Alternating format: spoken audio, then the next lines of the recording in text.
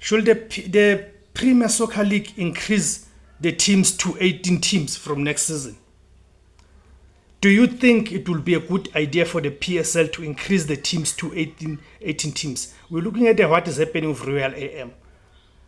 Last night or yesterday, we received the news right from the PSL executive that they've deregistered Royal AM, and Royal AM have not played a match for the longest of time because of their financial troubles. First, their financial troubles started with FIFA because they owed players like your Samir Nokovic and all of that to about amount of around 12 million rands, where the Royal M management has been unable to pay the players that they owe. These players that include Samir Nokovic. And also now because the issues of SARS, right? The South African Revenue Services, and the attempts to sell the team and all of that. So remember there was a sale that was supposed to happen, is it last week? But then the person who won the bid and all of that could not meet certain requirements or commitments, not requirements per se, but the commitments, so that they could finalize the sale between the curatorship, SARS, and PSL, and this potential new owner. So that deal fell through, then leaving the PSL with no choice but now to having to deregister this team, this club, and be left with 15 teams, 15 clubs. Those who do not know, the South African Betway Premiership, it is constituted of 16 clubs. How it works is that the team that finishes 16th gets relegated automatically into the National First Division. Then the team that finishes 15th on the log goes to play the promotional playoffs against the two teams from the National First Division, being the team that finished second and third in what is some sort of a mini league, you see, so try and save their status and all of that. So now the Betway Premiership is constituted of 15 teams because Royal M has not been able to play any match since their match day 11, you see.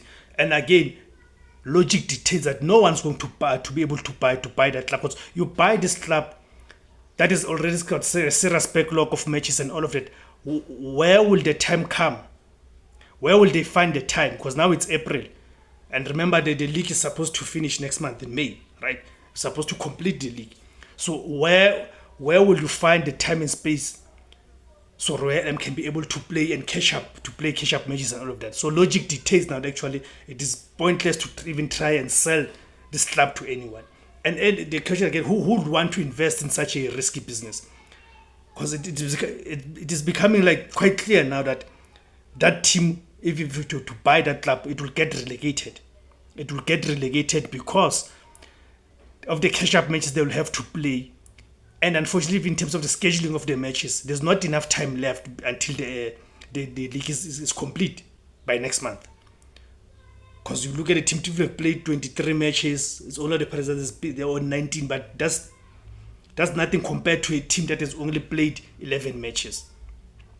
So it is illogical. So it makes sense that actually they should just deregister that club. So now there's been calls that actually the PSL needs to increase the number of clubs that campaign the Betway Premiership, the elite division, to 18 points. So the protagonists of this view are saying that it will give more talent a platform. That will create a much bigger platform for talent in South Africa, for talented players, because they feel that 16 teams are not enough to be able to accommodate the talent that South Africa has. So that will widen the pool to ensure that the talent that is in the country does not go to waste, by creating a space for two other clubs in the elite division. Of which you look at that, it makes sense. It's an argument that makes sense. But then on the other side, you've got others who are raising a counter argument to say, unfortunately, there's not enough money in our football to be able to manage and run these clubs.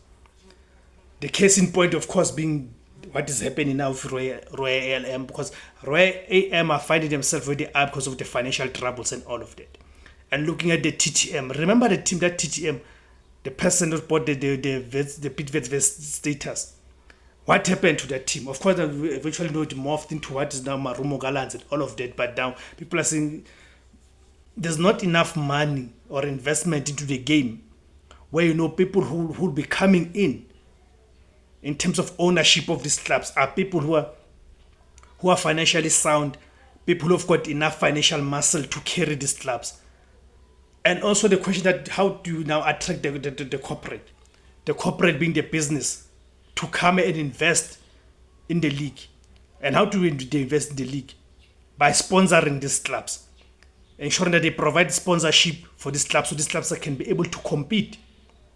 Because again, it's going to just be senseless and pointless to have 18 clubs, but majority of them are unable to compete because they lack the financial muscle to be able to compete in terms of running the team professionally, to ensure the team is run professionally.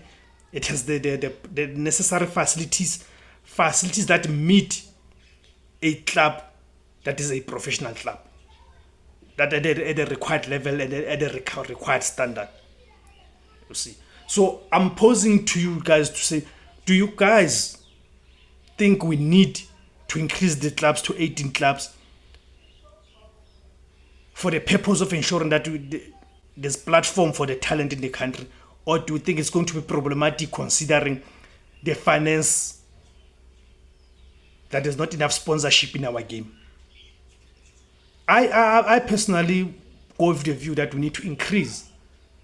That's my view, that we need to increase the clubs to 18 clubs. But let me hear your view, guys. What do you think, guys? Let me hear it in the comment section below. Let's comment here. Let's engage. Let's have a football engagement. Let me hear your points. And remember to like, share, and comment. Thank you very much, guys.